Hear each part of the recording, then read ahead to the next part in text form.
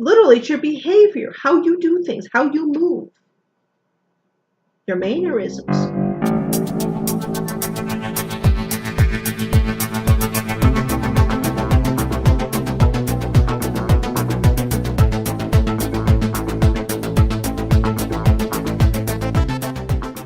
Hi everyone, Squirrel Bait here, and welcome to Going Sideways, where I discuss current events that affect our preparedness and our freedoms. And we just got done talking about fintech. And in that video, I briefly mentioned something called behavioral biometrics. It's also known as silent biometrics. And so in this video, we're going to talk about what that is and one of the applications for it, one of the ways in which it could be used. So the actual definition, I looked it up. This is from TechTarget, definition of behavioral biometrics.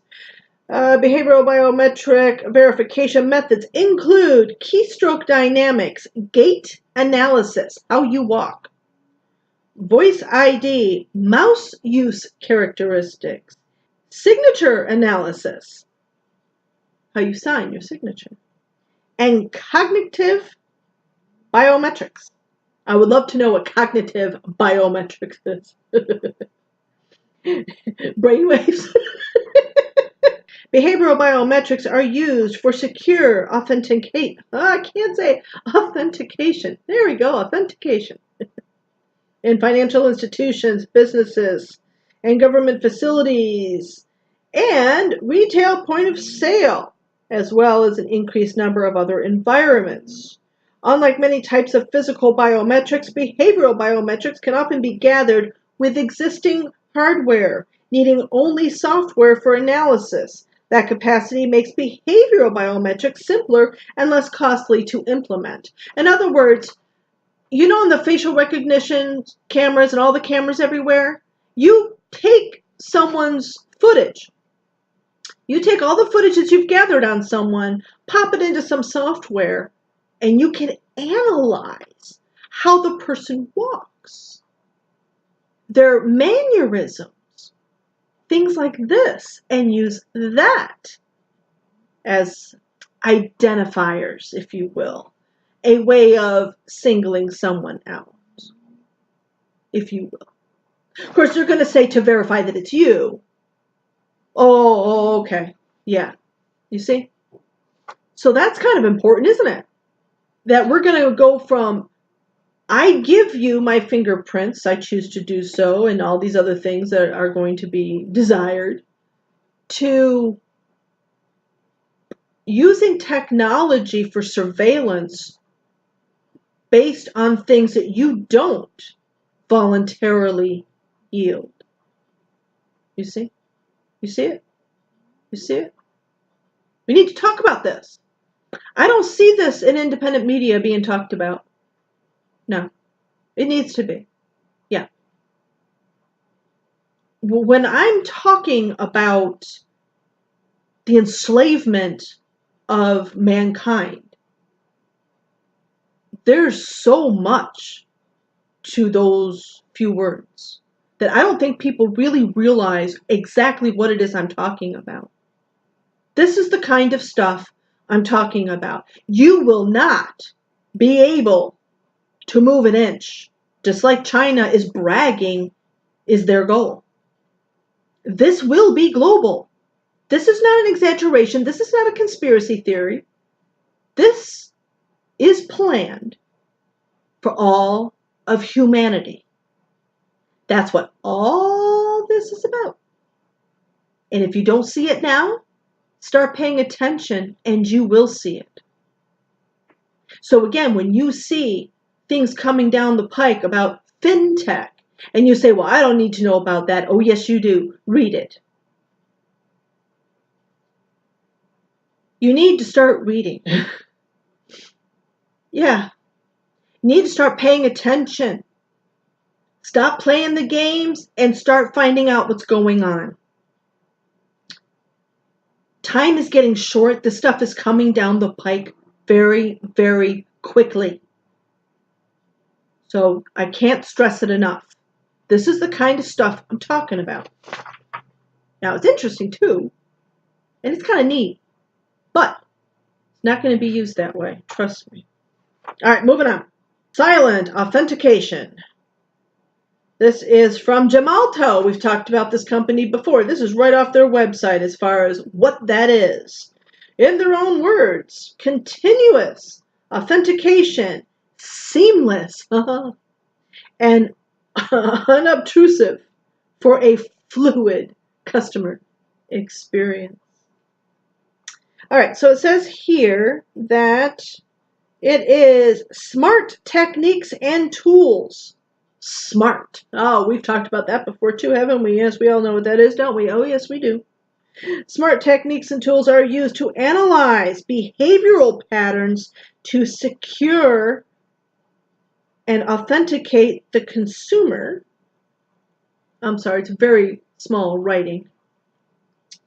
User behavior analytics solutions range from geolocations tools.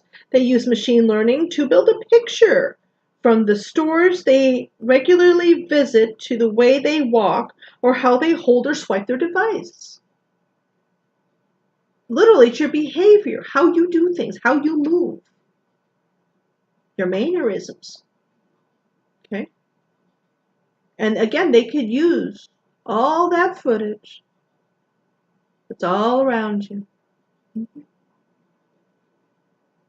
Helped by powerful machine learning systems, this technology can help build up a rich, multi-dimensional profile of each individual customer.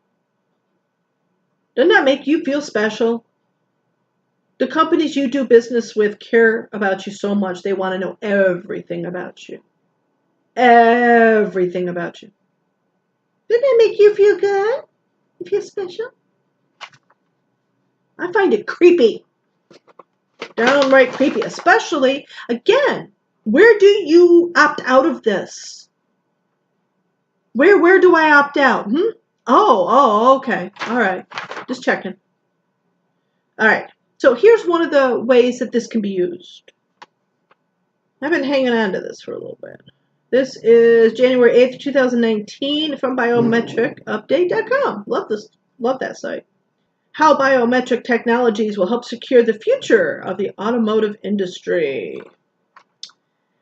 Like computers and phones, every connected object will be at risk of malware, ransomware, and hacking. In the case of a vehicle, the passengers can be physically locked inside and captured by malicious actors, and/or accidents can be provoked. Technological progress is neutral. It's up to humans to choose how we use it.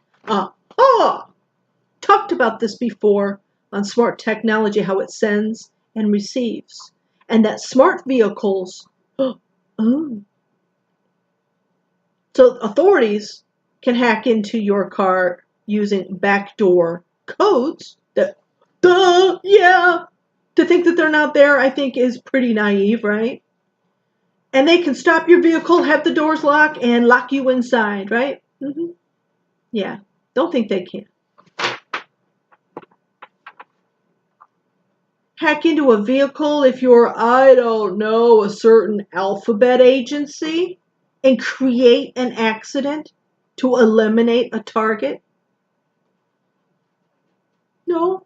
Yes? Maybe? Huh? What do you think? Human-vehicle interactions range from level 0 to 5, from fully controlled by humans to fully automated, which is level 5, fully automated.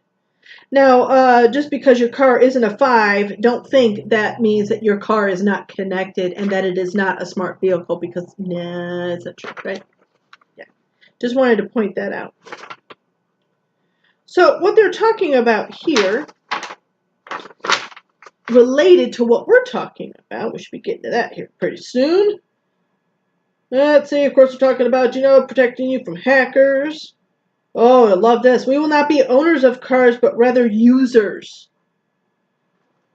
Sustainable development. We won't own cars just like we won't own homes. Whether the car be on demand, shared, or rented, we will not own it. You will basically rent it. Since your car remains idle 90% of the time, it is not an optimal use of resources. So we will have smart city, smart cars. All right, so the idea here is the key to these cars, and that's where this all ties together, is, okay, you're going to use this car. What are you going to pass car keys around? So here's the key of the future. All right. It is our own unique biometric signals emitted by our bodies. That will be the key. So that way the car knows it's my turn to use it, and it will recognize me, not a key. The body is truly a password for our identity, but can also be considered our shield thanks to live physiological biometrics. A self-driving connected vehicle can recognize its paying user, welcome the person, and prevent hacking by syncing the commands and controls uniquely to this temporary passenger.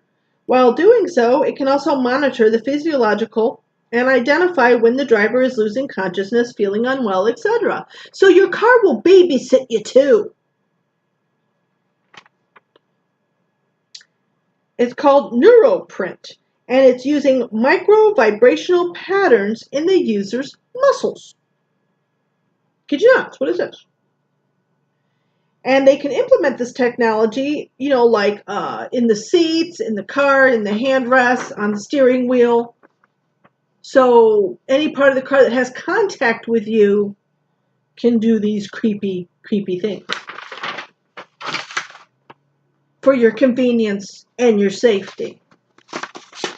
Yeah. Creeped out?